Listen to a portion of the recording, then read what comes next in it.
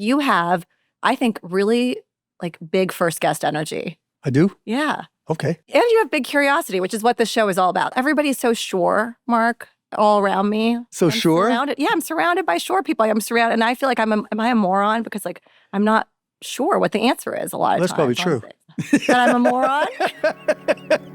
I have to change the name of the show. Right? Smart girl. Dumb questions. Hi, everyone. Welcome to Smart Girl Dumb Questions. I'm Nayeema Raza, your smart girl with the dumb questions. And today, for my first episode, I wanted to dig into our love-hate relationship with billionaires. These people that I think we really admire for the businesses they've built and the ideas they've had, in some way look up to, but also we envy them. We sometimes hate them. We think they have too much power in our society. And I wanted to ask the dumb question, can billionaires save us? Can they address these big social issues that we haven't been able to figure out elsewhere, like healthcare, education, or oversized government? And I know it's a crazy question to ask at a time where we have such division and people have pretty polarized views on things like Elon Musk and DOGE or United Healthcare and Luigi. But I decided to ask the question kind of open-minded and earnest way to see if the system is somehow producing people who are uniquely suited to address these big challenges. So I went out to Dallas, Texas to talk to Mark Cuban, who I think is kind of America's most beloved and fun rich dude. You know, he's very famous from Shark Tank, so you probably know him from there. He also is these days really busy with a healthcare company called CostPlusDrugs.com. But what I think is so interesting about him is that he's fresh off the heels from this Kamala Harris campaign that he was on the trail for. And he also sold the majority of the NBA team he loves so much, the Dallas Mavericks, R.I.P. Luka, to a family of Trump supporters. I just think he's kind of independent thinking and open-minded. So I wanted to know from Mark, can billionaires save us? Can they literally save our lives when it comes to healthcare? But also when I was sitting down with him, I needed to know, what is it like to be rich? What's it like to have $1 million and $100 million and $1 billion? How much money is too much money? I also needed to know, why is he still working on healthcare of all things? And why does he think if capitalism broke healthcare, capitalism can fix it at all? Here's my conversation with Mark Cuban. Okay, so here's a dumb question. How does your life change from the first check you got? How much was that when you sold your first micro sun? We made $6 million, came in $2 million. I paid a bunch, $1 million to employees, $2 million to another investor, and $2 million to me. $2 million to you. And you didn't grow up rich. No. My dad did upholstery on cars. Okay, so I want to know, how does your life change when you get your first million, your first 100 million, and your first billion? That's actually a really good question because, you know, I was putting money in the bank, and I remember one time I sat with my dad and I told him I had $100,000 in the bank, and he started crying. Oh, you know, he was so proud. Yeah. And then when we sold and I got up past $1 million after taxes and everything, I was just thinking, I'm just a badass, right? I would go into clubs around Dallas thinking, I'm richer than you, right? Just being an idiot, you know, just. Do you still think that? Because you're going to think that you're going to have no time for other thoughts. It's just like, you know. But you had that in your head. Yeah, it was just like, because it was like, This was an accomplishment. You know, like I said, 7 years without a vacation, that was a lot. And so I was like, okay, now I'm going to have fun. I bought a lifetime pass on American Airlines. Like a lifetime, and you still have that? I gave it to my dad. My dad passed and I gave it to a friend. Oh, I'm sorry about your dad. Yeah, it's been a few. But literally, it was a lifetime pass on American Airlines, and it cost me $125,000. And me and anybody I wanted to take could fly anywhere American flew for the rest of my life. First class? Yeah. What? Flagship first? Yeah, I don't even know what they call it now. You don't even know. You haven't been in a commercial flight for so It's been a year. I started investing in stocks, and I was killing it. Yeah. I mean, just destroying it. So my net worth kept on going up. And so I moved to LA, took acting classes just to meet girls, lived on Manhattan Beach with like 2 flight attendants. You lived in Manhattan Beach with 2 flight attendants? Oh, yes, I did. So $1 million, you start... just having fun. Having fun. Right, just partying. And then I was under 100 million, and then we sold broadcast.com, and that's when I got to the billion, and that's when I bought the Mavs. So you never experienced 100 million? Never really. You just made the leap. Yeah, so hopefully I never experience just 100 million again, right? So first 100,000, you make your dad cry. Yeah. First million, you have fun. You have fun and think about how much richer you are than everyone else. Right. I was 30 years old, and it was like, I was the ultimate tech bro. Yeah. Way before tech bros were tech bros. And then the billion, you buy a sports team. Yeah. And then like at 5 billion, you sell part of it for like more billions. More billions than you bought it for. Yeah. Okay, we're going to get to all that. And then do you think it made you more generous as you got richer? Yeah, for sure. Simply because I got to see other people more than myself. Say more. What do you mean by that? Because, when I'm building a company, it's just tunnel vision. Mm-hmm. It's not so much that you want. It wasn't like there was a goal to, have this, this, and this, because it wasn't about stuff. But I was just into the business, trying to make it work.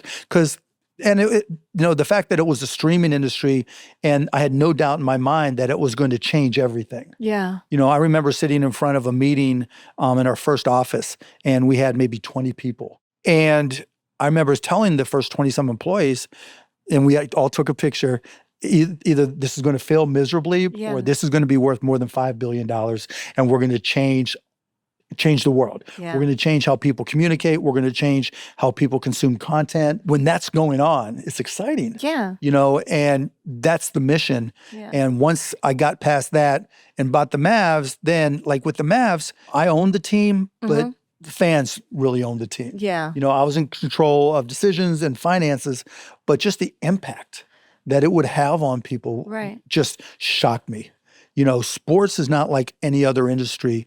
Nobody is going to anybody at Google or OpenAI or wherever saying, hey, can I get a Google t-shirt to bury my son who was a huge fan, and died of cancer. But that happens every day in sports. Just seeing that. And just seeing how kids in particular, how their eyes lit up when they'd come to a game and have fun, and how no matter how screwed up your life may be, if you come to a Mavs game in this case, that ball's in the air, the game is tied, everybody's screaming and yelling, everybody holds their collective breath. And that only happens with sports. And just being able to see the impact and then going out to the community and just seeing. And so back to your question, that became more fun than just trying to make more money. Yeah. That became more personally impactful to me. Did you ever think like you would still be working at this point? I bought a book, actually. Yeah. It was called How to Retire by the Age of 35. Okay. And the whole idea was that you save up enough money and live like a student, which was cool, right? I was going to, so after I sold my first ramen company. Noodles. Yeah, and that was,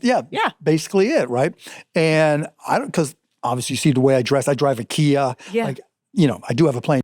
I drive a Kia. I do have a plane. Yeah, but, I don't want all of a sudden people to say, well, you got a plane, so don't, I wanted to retire and just party like a madman. But that was, retiring then, because to me, like the mission, trying to make money was more about trying to capture as much of my own time as I could. Because like my dad used to say, you can't, you don't own your own time. You can't get it back. And so that's all I wanted to do was being able to do what I wanted. But now it's just like, I only do what I like, and so it's not, if I don't like it, it's not really work. So, you're not a billionaire who's moved to a private island. No. Like you've not cut yourself off. Instead, you have found a new mission to fuck up healthcare. Yeah. Fuck up healthcare. Yeah. But Mark, healthcare is already so fucked up. Well, it needs to be reverse fucked. Oh, you're going to reverse. I don't think I know that position, but yes. Okay, got it. So you're going to unfuck it up. Unfuck it up, yeah. Reverse fuck it up. Right. The way it is right now needs to be fucked up. Which is exciting because like every interview you go to, people ask you if you're going to be president. Are you going to be president? You want to run for president? No, okay, I don't want great. to run for president. Got it out of the way. But I feel like if you can unfuck up healthcare, reverse fuck healthcare, you can be king. Nobody likes healthcare the way it is right now. Everybody appreciates their doctor. Everybody appreciates the care that they can get. But in particular, the economics of it are just a mess. It's insane. My parents were older when I was born. So my dad was in his 50s, my mom was in her 40s. And so I spent a lot of my time in the healthcare system and like with that, for them really. Oh yeah, because they were older, yeah. For them, yeah. And fighting with insurers. Like my mom just had a shoulder surgery and she was supposed to go to acute rehab and the insurance, her private insurance denied the, What kind of shoulder surgery? Plates and screws. It's terrible. Like I had an ACL surgery this year, but I was like crying. My mom had this like much harder surgery and she was totally tough because she's had a kid. So she's like, right. She was like, if you have a kid, then you'll know. What pain really is. Yeah, exactly. My mom uses every opportunity to like manipulate me to have a child. I'm like, okay, thanks, mom. So, but you're going to reverse fuck healthcare. So I was just at the doctor the other day and I was thinking, this is wild because I kind of know what I'm paying for this. I kind of know through my copay, my deductible, my max. And the doctor has no idea if she's going to get paid for this or what she's going to get paid for this. And I thought like if as a Shark Tank, put your Shark Tank hat on. I know you're retired from that. But like, you would not want to be in the doctor's business. I mean, I'd rather, the doctors at least are going to get paid unless they just take a walk-in in. But I mean, think about this. You have a deductible. If you don't pay your deductible, who loses? The insurer? The doctor? The doctor. The hospital, the doctor, right? The provider. Oh, because they will say, oh, it's billed this much. And then they become like a debt collector, basically. And that's part of the fucked upness of the healthcare system because the plan from your former employer set up the deductible, right? Yeah. But if something happens and you can't pay your deductible, if it's the hospital takes that risk and they're the ones that are screwed. Not the insurer. Not the insurance company. They love high deductible plans because it's not their risk at all. And then on the flip side, the insurance companies that are supposed to pay the hospitals, right, they do contracts. You would think an insurance company can negotiate a fee to pay the hospital that would be less because of their scale than just you or I walking into the hospital to get a broken arm set or get an ACE. If for your next surgery, if you don't have insurance, God, I hope not to have one, but So next time you wipe out skiing, right, it's cheaper if you just walk in and ask cash pay first. Do you have health insurance? I do, but I'm creating it ourselves. It's a completely different program. It's not through an insurance company. But you have insurance because you're an employee of Mark Cuban companies. Right. But starting January 1st, we created our own program. Oh. So basically what I said was, it's cheaper for me. Like if one of my kids, my daughter broke her hand and to take her to the emergency room, I didn't tell them my insurance company. I just said, I want the cash price. And it was less than my deductible. Did you know what the insurance price was going to be? No, because but I already knew. I already knew that this was going to be cheaper because it's just cheaper. Always cheaper. It's always cheaper to self-pay. I know some rich people who don't have health insurance. Yeah, because they can just pay out of their own pocket. Yeah, but that's a very high risk. Yeah, very few people, right? Very few people. Okay, so let's back up. So the way that you have chosen to unfuck or reverse the starting spot. The starting spot. Yeah, the initial oiling. So CostPlusDrugs.com. So the idea is basically you don't know, when you get a prescription from your doctor, they say, here's your prescription. You need what, yada, yada, yada. And the next question they ask you isn't, can you afford it? This is what it's going to cost. It's, what pharmacy do you use? That's it. Yeah. And then if you go to the pharmacy, you may or may not know what your deductible is or your copay or your coinsurance. And for a lot of people, they go and realize they can't afford it. And when you look at the actual cost of the drugs, before we got into the business, the markups were insane. Just insane. Like what? Like thousands of %. Thousands? Like there's a drug called imatinib.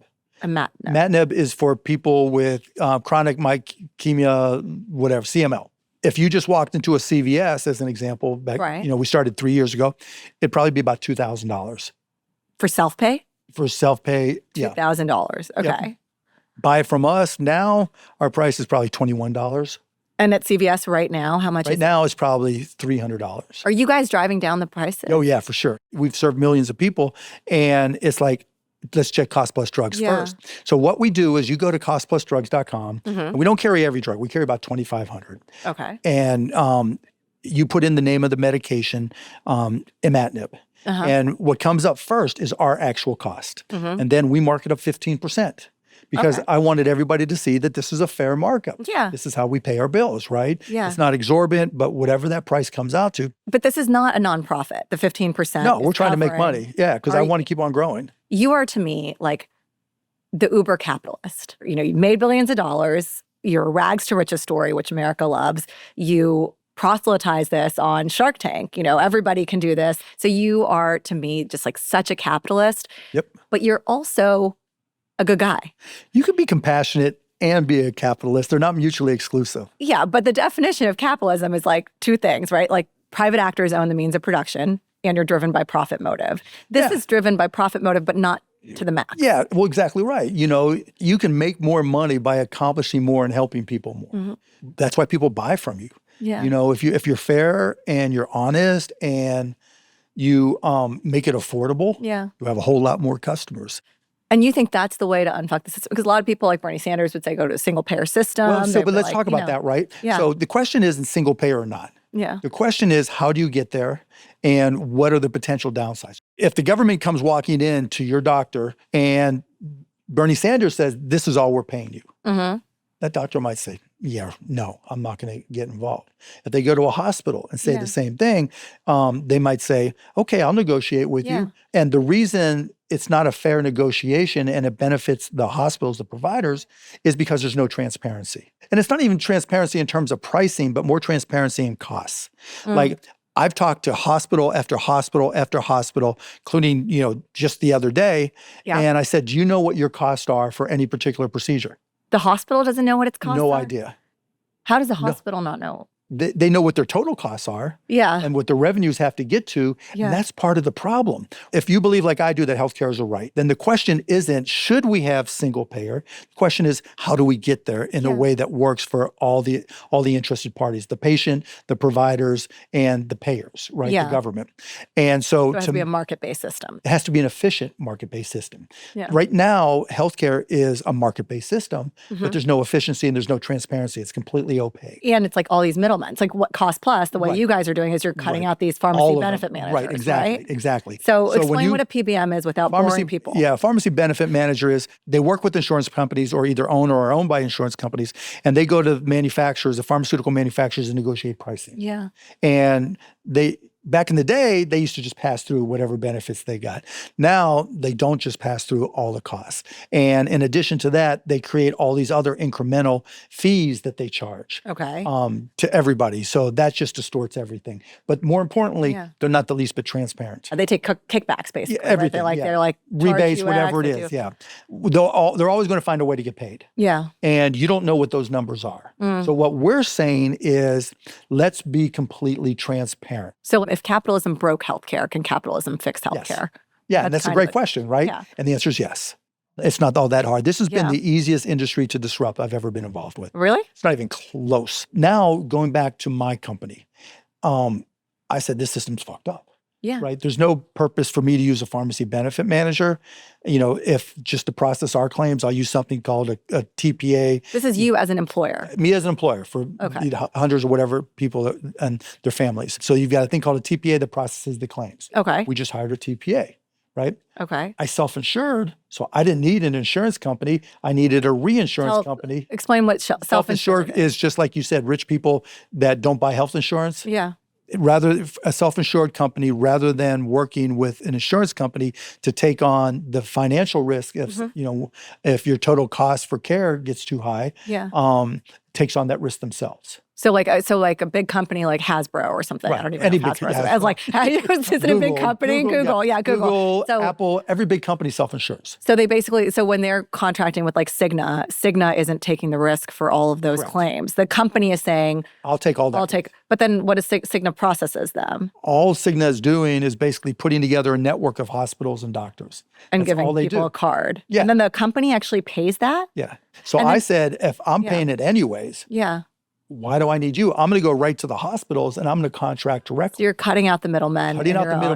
But like we published our price list for CostPlusDrugs, and that changed all the pricing of pharmaceuticals. On the healthcare side, we're doing something called direct contracting, where we're contracting with the hospitals, but we're going to publish the contracts. So, but this is hyper local, right? Like you couldn't do this if you had a big national bit. Yes, you could. Yeah. And you would but it takes so much. It's like, I hate admin, Mark. You're telling me like you would hire somebody who loves admin to like go negotiate this with every Hopkins. That's exactly what we're doing. And I'm going out talking to all the hospitals. And it's cheaper? Have you saved money? Yeah. Yeah? Yes. What do you do with your save? How much money do you save? 20 to 40%, depending on the week. That's why you're so rich, because you keep finding ways to save money. And the rest of just ask why. Always ask why. That's the curiosity. Yeah. Like people are like, when we started CostPlusDrugs, Mark, you're a moron, right? Everybody's tried to change it. You can't change it. People in the industry, you can't change it. Could you have changed it if you weren't a billionaire? It would be a lot harder. How much money do you have to put into the thing? A lot.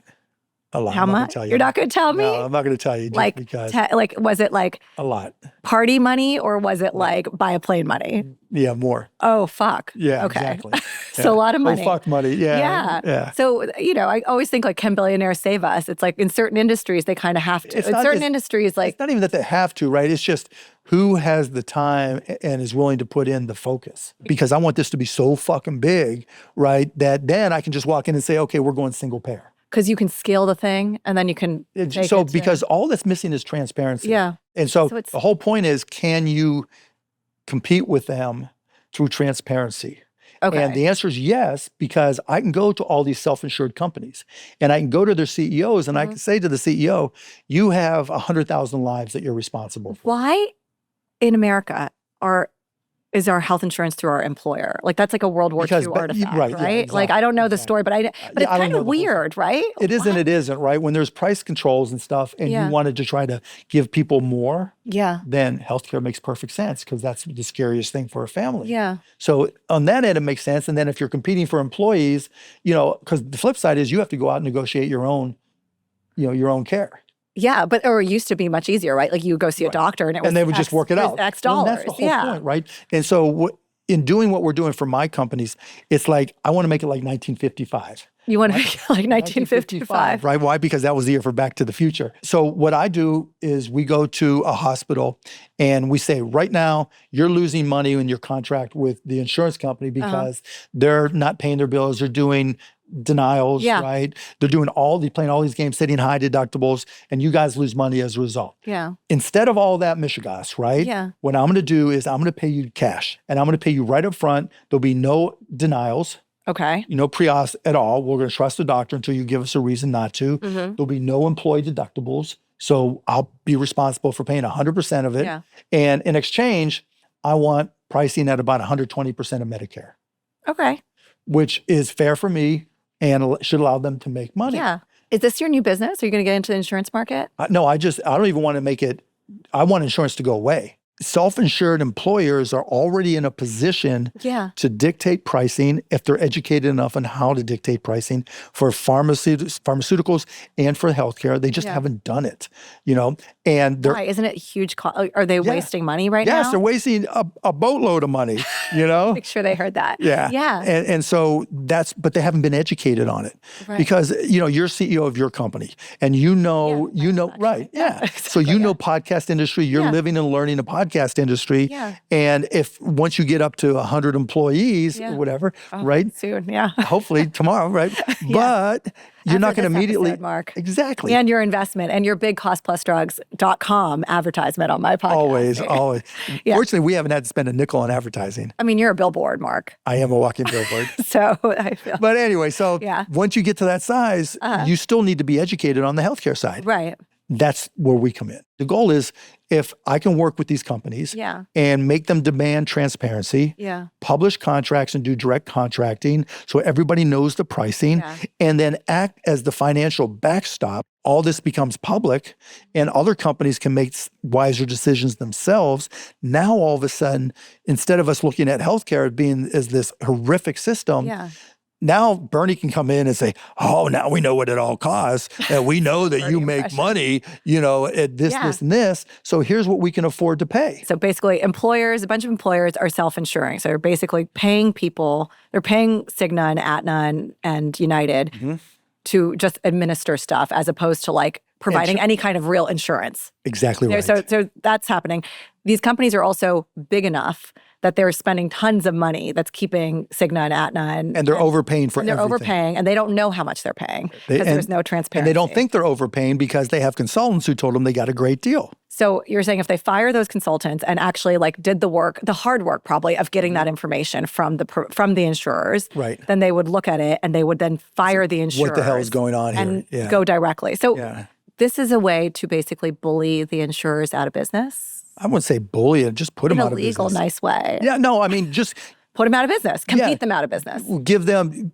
Eliminate the reason why big companies to start, do business with them. Right. And then those same insurance companies create the Medicare Advantage plans. When that happens, won't they just screw the small businesses? That's what they will do. No, because hopefully we'll teach them how to direct contract. And that's why we're publishing all of our contracts so the small businesses can do just what I did with my company. Where are you publishing them? We'll publish it on a website that as of now is called CostPlusWellness.com. Oh, okay. But it's not up. They're not up yet because we're still finalizing a bunch of them. So is insurance a good business? You have to know it. Yeah, you've got to know it. Yeah, obviously people are still in it, so they think there is. Warren Buffett's in it, so I'm sure he thinks it is. He's generally pretty good. When you look at, it's also the most, I guess, hated business in a lot of ways. And we It is saw now, that. it is now for healthcare insurance. Yeah, because I think everyone's had a personal experience. Everyone. Did you have a personal experience with like dealing with your parents' healthcare or anything like that? No. I mean, well, that's not true, but it didn't lead to starting it, right? So my mom had lung cancer and died 3 years ago next month. We got her to the hospital, and you have lung cancer, Mom, and she already, kind of thought she did. And she needed a PET scan.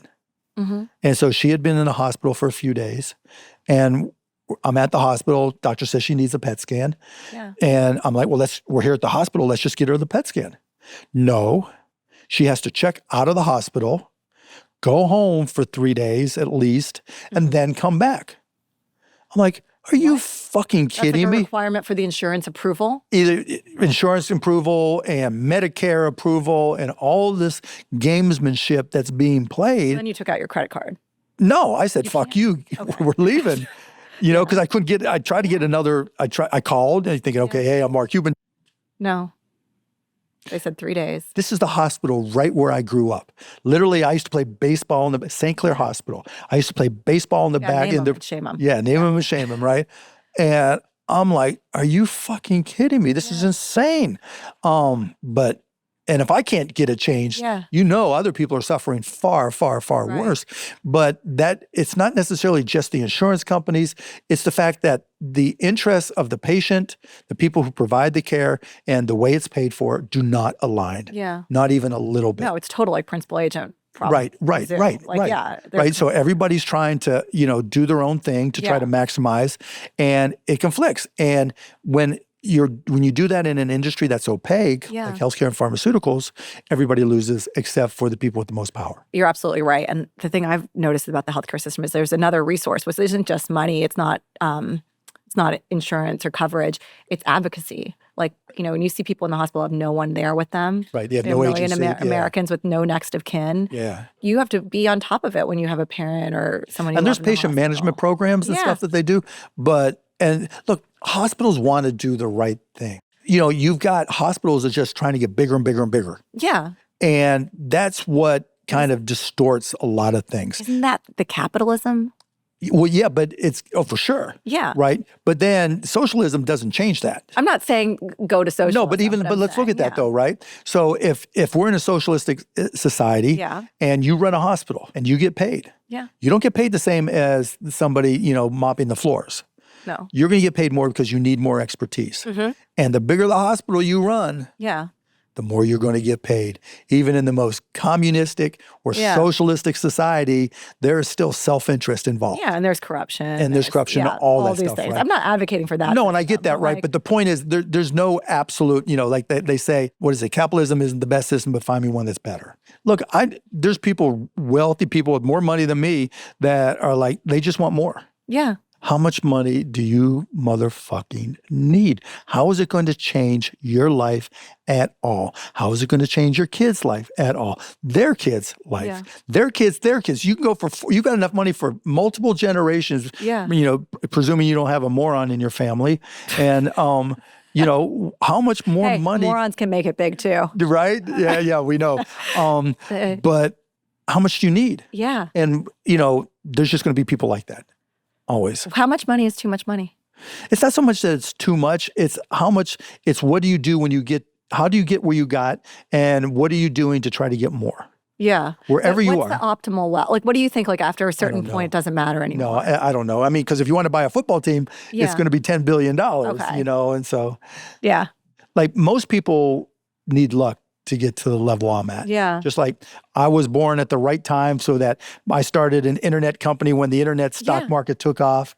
If I would have been born 5 years earlier, 5 years later, who knows? A friend of mine, Pam Pam Wong, always says, like, if you don't believe in luck, you can't have compassion. And there's a certain amount of ethos here of like the American dream and meritocracy of like, if you made it, then you deserve to have made it. If you don't make it, then you didn't deserve to make it. Yeah. And I think that's something in the healthcare employment thing. It's like, if you have a job, you deserve to be insured. If you don't have a job, you don't deserve to be insured. That's not cool. No, I mean, I'm a big believer life is half random. Yeah. You can control half of your life, but there's shit that's outside of your control. Yeah. There's nothing you can do about it. You know, it could be genetic. It could be any thousand. You walk across the street at the wrong time. Yeah. You know, shit can go wrong. People have shit fall on their head. A tree falls. Yeah, diagnosis, whatever. Whatever it may be, right? Life is half random. Yeah. And I just think to get to, you know, how much money is too much, it's not a gradual build. Yeah. It's never a gradual build where, okay, today I made a few dollars more. Today I made a few dollars more. Oh my goodness, I can stop now. It's more, you know, step, giant leap for, you know, wallet kind. Right. You know? Well, it's like that book that you bought, right? Like retire and live like a student. But maybe when you have a couple $1 million, you don't want to live like a student anymore. I just wanted my time, right? Yeah. But to your point, you're right. Yeah. I wanted freedom. To me, that's what money buys more than anything. Yeah. That's what having a plane buys more than anything. More control of my time. There are certain types of money I have seen that like people that actually like becomes handcuffs on people. In what way? Like people become used to a certain way of living. And so they become trapped by that way of living. You have to keep on making more. Yeah. If you're not willing to give something out, you're always going to be in that trap. Yeah. Let's take a quick break, and when we're back, I'm going to tell Mark about the system that I think is better than capitalism. Hint, it has to do with sports. We'll be back in a minute. Will being popular make me healthier? It turns out it's less about popularity than it is about having a social support system. I'm Nayeema Raza, the host of Smart Girl Dumb Questions, and this is a sponsored dumb question brought to you by Noom. So 40% of physicians say that health advocacy actually improves patient outcomes, which is why it's great to be in someone's corner or to have someone in your corner, whether it's to take notes, ask questions, or just encourage good health habits. And that's true of life's big healthcare moments, like when our parents are in the hospital, and of life's smaller ones, which is why I love Noom, the behavioral change-based weight loss app that helps you set your goals. Noom is there checking in on me even when everybody else is sleeping. Calm down, Noom. It's 6 a.m. Sometimes the app even throws me a party. To set your weight loss goals, expand your health support system, and throw yourself a party, visit Noom, because progress deserves to be celebrated. You can go to Noom.com, that's Noom.com today. I think you said to me, was it like capitalism is broken, show me a better system? Show me something. I forget the exact quote, but yeah, effectively, yeah. Capitalism isn't the best system, but show me one that's better. So I think there's one that's better, which is the NBA. The NBA system, huh? Yeah. Yeah, that's definitely socialism. You would say that as the most fined owner in the NBA. Yeah, James Dolan talked about it all the time in our meetings. It is, right? Yeah. So when I was at the Times, we ran this story, Binya Applebaum. There was a story in the New York Times that was called, "Is it the NBA or is it socialism?" A video. Have you seen this?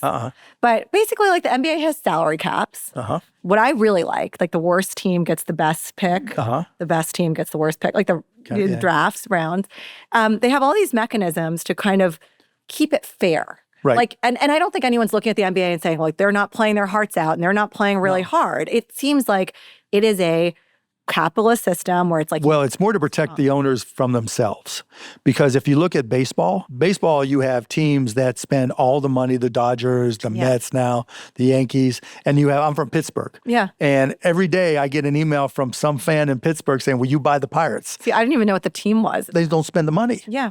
And so there is a bifurcation. It's not, there's not parity or even close to parity. And you can pay more in the NBA. You just have to get fined if you pay more, there's luxury taxes and everything. Yeah. And there's restrictions. But that makes it work because it's not fair that fans in Milwaukee, as an example, or fans in Memphis don't have as good a chance. That's the way it is. It's really to create an equilibrium between different size markets.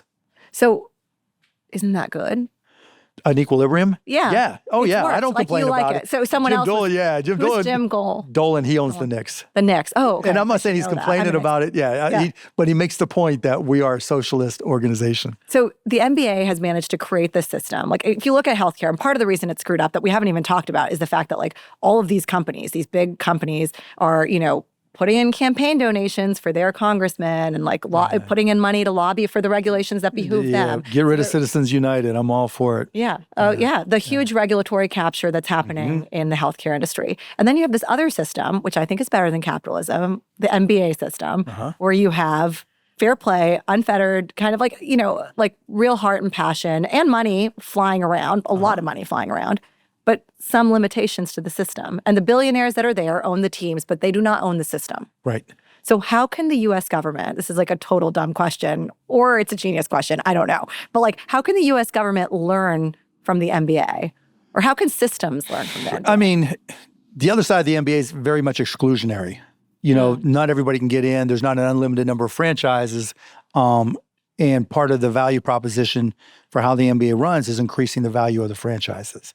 And so you couldn't, to have the government do that, okay, Pittsburgh, sorry, there's not enough here for us. Dallas, you're in.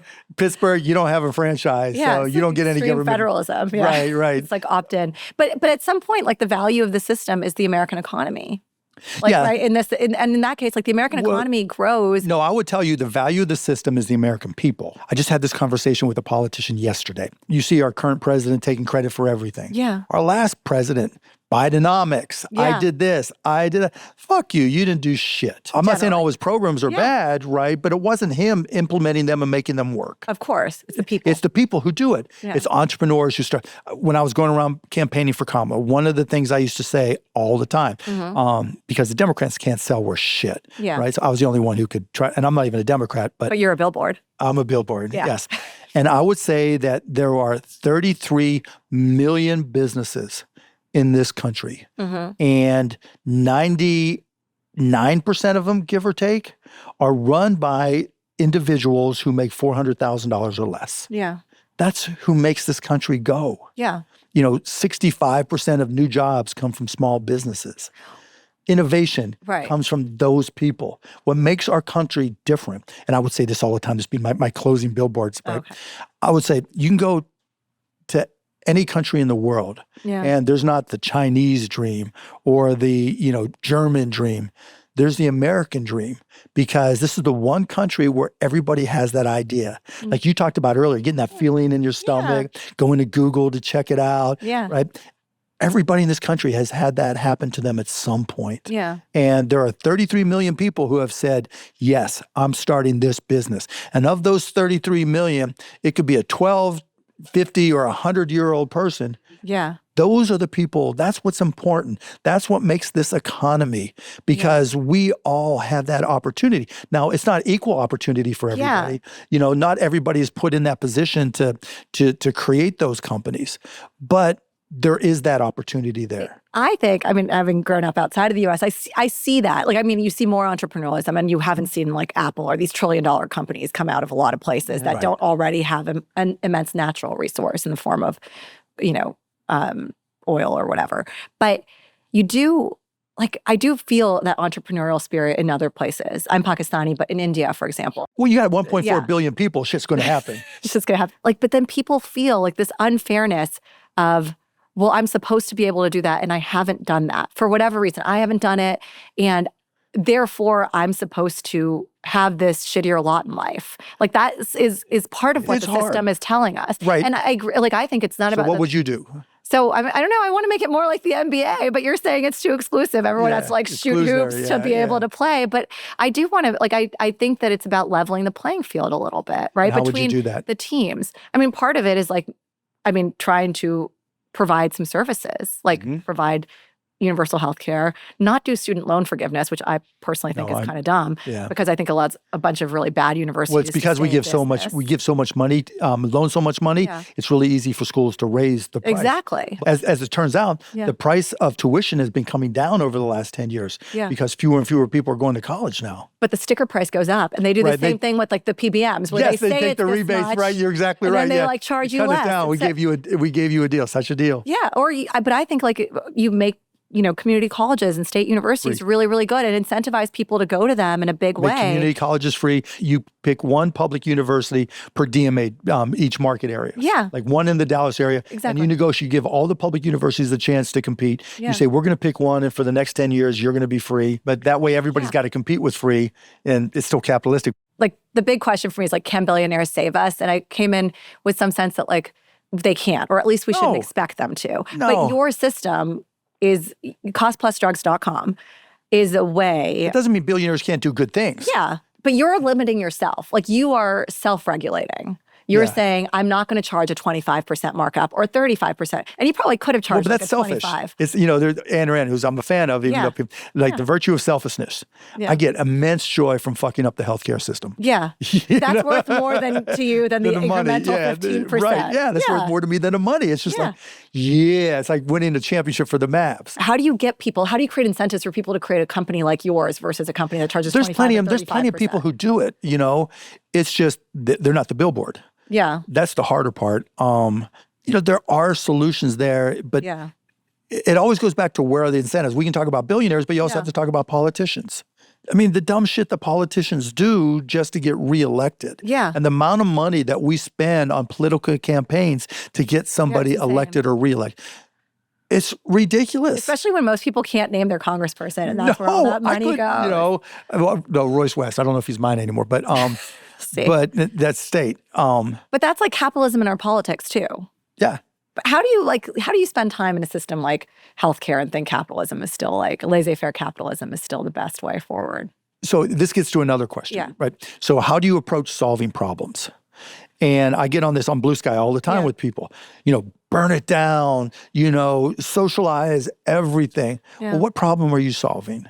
Because it's one thing to say, do this and this is the solution. Yeah. It's a whole nother thing to go through the process and say, okay, I can get from where we are today to solving the problem. Yeah. And you may hate billionaires trying to go, but that's how some of us think. Yeah. It's not just what's the end goal, right? But it's what's the process to get to the end goal. And not all, like there's bad, good, whatever. Yeah. But I don't think politicians do that at all. They think, what am I going to do to get me reelected? And I might have the best interest of people at heart. It's aligned with me getting reelected. Versus like in your case, like you have good interest for the people, but you also have the interest in of fucking with the bad guys. Hell yes. Which is a really good motivator. It's a great motivator. It's a great motivator in life. Yeah. I also think on the NBA point, like there's a way that they found to fine, and you paid a lot of fine. How much did you pay? I don't even know. Millions? Yeah. God, must be nice, Mark. It is nice. It is nice to yell at somebody. And by the way, I lost money in the NBA until I sold on a year-to-year basis. I made money out of 24 years. I owned the team 2 years, maybe. Really? Yeah. My favorite of your fines was like you told somebody you couldn't work at like a Dairy Queen. Oh, Dairy Queen. Yeah. And that was right when I bought the team, and I told the head of officials I wouldn't hire him to run a Dairy Queen. They fined me $500,000. But then the guy who owned a Dairy Queen north of Dallas, called me up and says, "Why don't you come and work Dairy Queen for a day?" He was insulted? No, because he saw an opportunity. Yeah. So he called every media outlet in all of Dallas, National, Katie Couric on the Today Show. And I'm in there trying to learn how to make a Dairy Queen cone. Yeah. Right? It's 917 to get the curl, 117. You still remember that? Yeah. And I'm getting there at 6 a.m. to learn how to make Dairy Queen cones. And blizzards. Yeah. I mean, a mean blizzard, my cones were for shit. Oh. But there was literally, I got there at 7 a.m, give or take. There was a line 2 miles long of people, like, if you Google Mark Cuban Dairy Queen and look at the pictures, it is insane. There were helicopters. Like, really? Oh my God. But that's when I learned. Well, that's why I learned how to be a billboard. Yeah. That's why I learned it was going to be different. My life was going to be different. So when you saw Donald Trump at the McDonald's, did you know? Like that, what looked like a Norman Rockwell painting? Yeah. He did it. It was smart. It was a billboard. It was a billboard. He knows how to sell. Okay, here's a dumb question. But like, why can't we? I know you hate taxes on unrealized gains. You're happy to pay your taxes. You can't do it. Yeah, you can't do it. It's patriotic to pay your taxes. Yeah. You pay your taxes in full. But you can't tax people on unrealized gains. Explain why. Because let's just say that you get an offer for your podcast, and the threshold was $100 million, right? Yeah. So let's just say you've just built this into the most amazing podcast. Keep going, Mark. Yeah, right? Yeah, I like that. And, Joe Rogan begged to work for you, and you build it up. Yeah. Theo Vaughn now works for you. You can come, Joe and Theo. Right? Come be curious. You can be smart girls, too. You get offered $1 billion. Okay. So now it's worth $1 billion. In stock or equity, whatever. In stock, right? Let's say you went public and it's worth $1 billion. I'm a paper billionaire. You're a paper billionaire. So nice. Yeah. And so if all of a sudden there's a 40% tax on unrealized gains, or even 20% on unrealized gains, you've got $26,000 in the bank. Yeah. And you have a tax bill of $200 million. Yeah. See, people always say that, like, oh, if you make it so high, it'll become prohibitive. But the last time, like, Bill Gates did something really innovative. I've had 2 experiences with Bill Gates. Yeah. And actually, I admire all the things he's done for society and the world. When I sold broadcast.com, right afterwards, I got asked to do a speech, and I wasn't going to do any more speeches because I sold, and I was in the Mavs now. But Bill Gates was on before me. Yeah. And I gave this speech just so I could walk up there and say, I always wanted to have Bill Gates as my opening act. Bill Gates was your fluffer. I said it, not you. It's fine. You don't have to say it. And anyway, so the first time, though, I experienced Bill Gates was I had my first company. Yeah. I was at this show called Comdex, which was the world's largest computer show event and convention. And so I'm there. I'm 26 maybe. And I'm thinking I'm living life, right? My company just started to build, and I'm buying drinks. I'd met these girls and everything. And a couple of really pretty girls, and I'm like, they told me they're going to the bathroom. Yeah. I'm like, okay, and I'm waiting there with my drinks and everything. They don't come back. And then I see one of them, and late next day or whatever, oh, we ran into Bill Gates. He had a lot more money than you do. And so See, every time. Bill Gates stole my girls. For every man in a club saying, I'm richer than you, I'm richer than you, I'm richer There's than you. one that's richer than me. Yeah. That's so. And that or was every humbling. man or woman in this case in the world sitting there. Because Oprah could be in the club. I don't care. If you got more money than me, more power to you. So Bill Gates, but the last, he made Microsoft when the tax rate was like, what, 70%? I mean, no. The rules were a lot but people different. made companies when taxes were much But there were higher. so many deductions. There were so many ways, even when it was 90%, there were so many different deductions and exceptions that you could get that it was rare. And the government has to spend the money better. You think they're going to do that with DOGE? Yeah, I think they'll Are you actually hopeful about it? I don't think Elon's necessarily the right person to do it, but I think it's the right concept, for sure. Yeah, so, I mean, but he's another example of a billionaire who's trying to save us by taking us to Mars, et cetera. What do you think of that? What's nothing wrong with it? Yeah, there's something about like those kinds of missions that require that kind of what we were talking about in healthcare, like the kind of capital and scale. Yeah, I mean, that's why he tries, I'm guessing that's why Elon's a different, particularly, and it's not even so much the money as the billboard. Yeah. The bigger the billboard, the more the power. The more the power, the more intoxicating. The more intoxicating, the more you don't want to lose it. Yeah. And the more it changes who you are. The same happens with politicians. Same happens with CEOs. How can we keep billionaires good? Do you have like WhatsApp groups, like Good Billionaire, WhatsApp, Bad Billionaire? I am in this one, but they're not all billionaires. But there's a lot of rich people. Who's in your WhatsApp group? It's a Signal group, yeah. It's a Signal group. I can't tell you who's in it. Can't tell me who's in it? No. Okay. I have to cut off your tongue. Oh, okay. That's a bit violent.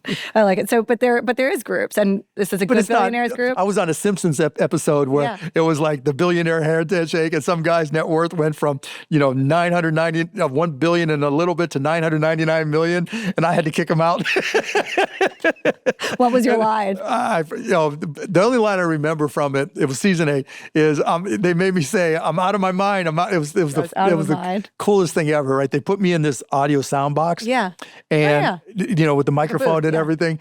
And there was this thing because they had part of it was related to the Mavs, and Mr. Smithers wanted to buy a sports team, and he was like, "Who's that Mark Cuban guy?" Right? And they just showed me jumping from the top of the arena, screaming, "I'm out of my mind! I'm out of my mind!" But the best part was, I'm in this little soundproof booth. I would scream it, and they'd be like, "No, it's got to be louder." Oh, and they're like, the director. Yeah, and he's in my ear going, "It's got to be louder." And so when you see me on The Simpsons season 8. Was that more a rewarding screen appearance for you than Sharknado? No, Sharknado was a blast. Are you gonna? What are they on? Like the 9th or 10th Sharknado, or is it they keep? I don't think they. Right? I think they stopped. But it was so much fun, so much. Really? Fun. I can't even begin to describe how much fun shooting that was, because I got to shoot fake guns. I got to shoot at sharks. I got to run and slide and be the president and like have the sharks coming at the White House, shooting these rifles at the fake sharks, going,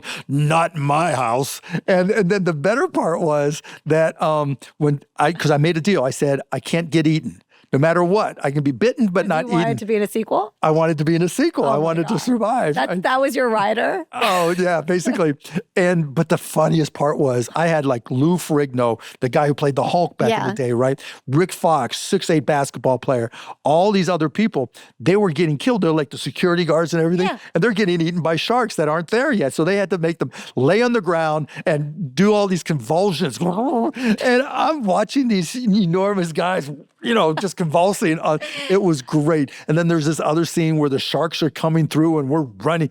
Oh my God, it was so much Why aren't you doing more acting? You loved it. I love doing the acting. So whenever I get asked, like I've got a movie coming up with Mark Wahlberg where all I do is get shot and killed by Mark Wahlberg.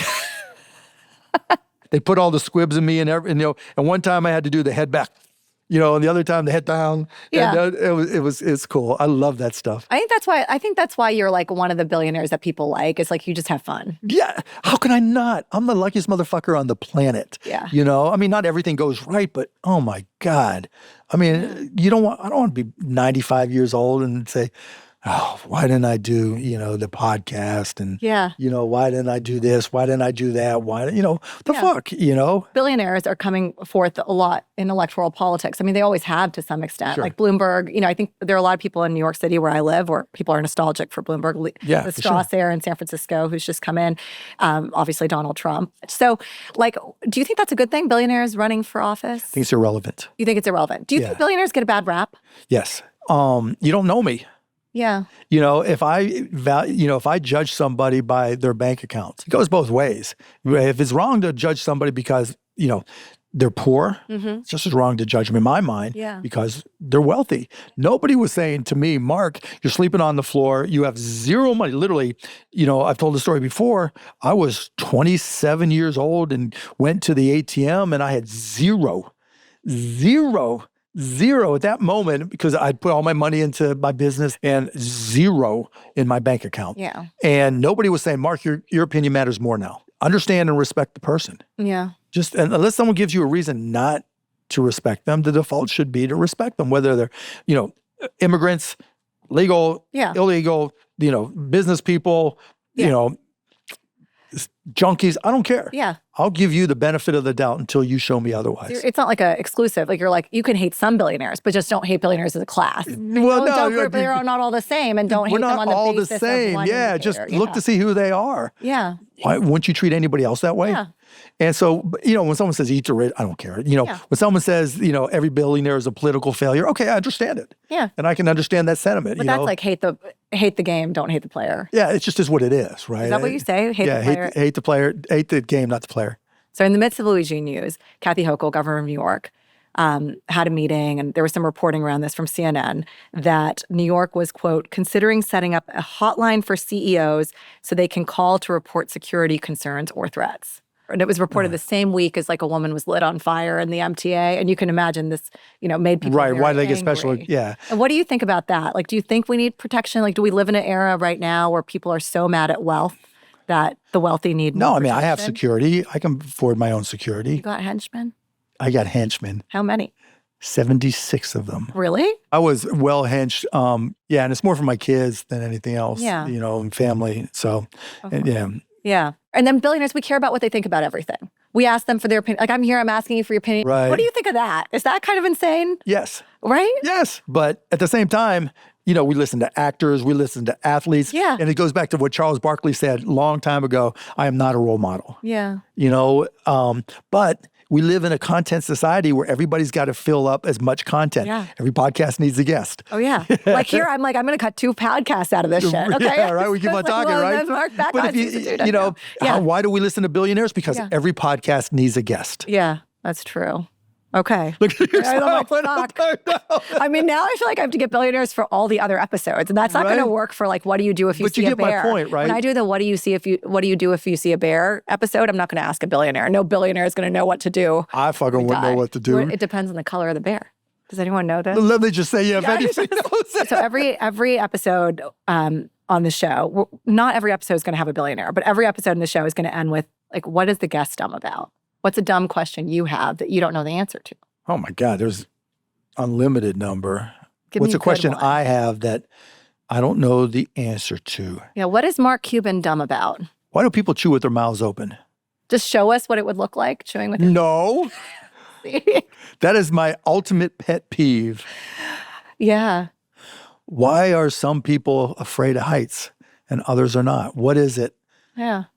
Mission accepted, Mark. I'm going to find these answers for you. I'm going to find the answers to these questions. I don't know why, but I do know from a thing I got from... Wait, are you going to tell me you know about the thing you're dumb about? No. Okay, good. I can have one smidgen of, Yes, of information, right? I can have a data point. Tell me. I have a data point. Okay, what's your data point? Data point is that 17% of people are annoyed by people eating with their mouths open. I am in the super 17%. Oh my God. I am like, that's like a no second friends, date situation for me. One of my best friends, I will not go out to dinner with him. I'll go drinking. I'll do whatever. So you want to know, why do some people chew with their mouth open? Yeah, why is there like a natural... I know why some people are like a biological reality. I don't know, right? I know why people don't like it like us. Yeah. Because it's genetic. Yeah. But I don't know why they do it. Yeah. Why would you do this knowing that 17% of the population is just annoyed as fuck? Wow. I feel like the next business you're going to start is like mouthclosed.com. Chew with your mouth closed. No, but I did invest in a Shark Tank company for hiccups. Oh, really? Called Hickaway. Hickaway. It is the coolest thing ever. It's working? Oh, my God, Worse than slapping someone if they hiccup? Oh, unless you enjoy the slapping part, right? I enjoy the slapping part. Yeah, I have no doubt about that. None. The questions we're going to find out for you. The mouth open thing. Right. And number 2, heights. That's a really good, that is a good question. Why are you afraid of heights? Yeah. I have no idea. I found out when I was 5 years old. Oh, I'm terrified. Really? Oh, my God. My dad told me the story. He took me to my first baseball game, and the only tickets we could afford were at the very top. And he said, by the time I got to the second ramp, where we were up in the air, I started shaking, screaming, and crying. Oh, you poor little 5-year-old non-billionaire Mark Cuban. And it didn't change for the rest of my life. Still? Oh, my God. So in Pittsburgh, right, this is all in Pittsburgh, to go to a Pittsburgh Pirates game, you have to walk across a bridge. And it's one of those grates on the sidewalks where you can see down. Literally, my friends would laugh their asses off at me. I would, like, squeeze the rails to be able to, like, one leg at a time, walk across. Yeah. And then, like, roller coasters? No. But private planes, you're fine. Yeah, because it feels stable. Any plane, like when I flew for the very first time, I was really scared that I was going to have a problem. And so, yeah. All right. We're going to find out the answers. Thank you so much, Mark, for doing this. You're so generous. It was fun, yeah. You're good. You have good first guest energy. So Mark Cuban is a pretty good billboard as advertised, and I think a lot of fun. And my mind was pretty blown by his vision for healthcare. And at the same time, I left with these kind of 2 lingering thoughts. One of which is, why is our healthcare tied to our employment? It still doesn't make sense to me. And just as someone who's an independent creative, like, makes me think of all the people who are shackled to jobs that they don't want because of health insurance, or all the people who don't have health insurance because they're not employed, but they're trying to do something really productive and good for society. And 2, while I think this idea of employers being the ones that will get us to a single payer system or better healthcare is like a fine and noble vision, I also wonder like why government doesn't have that negotiating power. And if the very system of capitalism is the reason why our government is so neutered and so unable to do things, because ultimately the people we voted into office are owned by the donors and the billionaires and the capitalists who, you know, push money into the system. That's why I'm still really interested in this NBA model. Like, here's some real competition, some stellar play, and they're able to keep billionaires in line and in check and level the playing field and have a lot more fairness. Maybe I need to have Adam Silver, the NBA commissioner, on to talk to me about that. Maybe we can learn from him about keeping billionaires in check. Maybe he'll run for president. Maybe he knows what to do if he sees a bear. Thanks for listening to this episode of Smart Girl Dumb Questions. By the way, if you have smart ideas on dumb questions, I want to know them. So put them in the comments below. Leave us a review if you like the show. Hit subscribe or follow wherever you get your content. Or drop me an email. I'm nayeemaraza101@gmail.com. Thanks for listening to this episode of Smart Girl, Dumb Questions. I want to give a huge thanks to Jesse Creel, my and Mark's mutual friend, who made this episode happen, as well as to my friend Teresa Shao, who named the show. Special thanks also to Tala Schlossberg, Max Cantor, Madeline Frank Reeves, Mahmoud Yusuf, Adam Ellick, Blakeney Schick, and many more who helped me get this thing off the ground. A very special thanks also to my brand partners like Noom, who made it possible for me to create a podcast that Mark Cuban thinks is going to make me as rich as him. Unlikely. This episode episode was produced with Sickbird Productions, Jade Watson, Diana DaCosta, and Juliana D'Orzo, with engineering by Kess Agnew. Technical production by Daniel Hartman, additional research from Claire Lichtenstein, and additional editorial from the wonderful Holly Teal and Allison Bresnick. And our theme music is by David Kahn. We taped at To All the People Media Studio in Dallas, Texas, and the gals there, Janelle and Eunice, absolutely rocked. See you next Friday at Smart Girl Dumb Questions.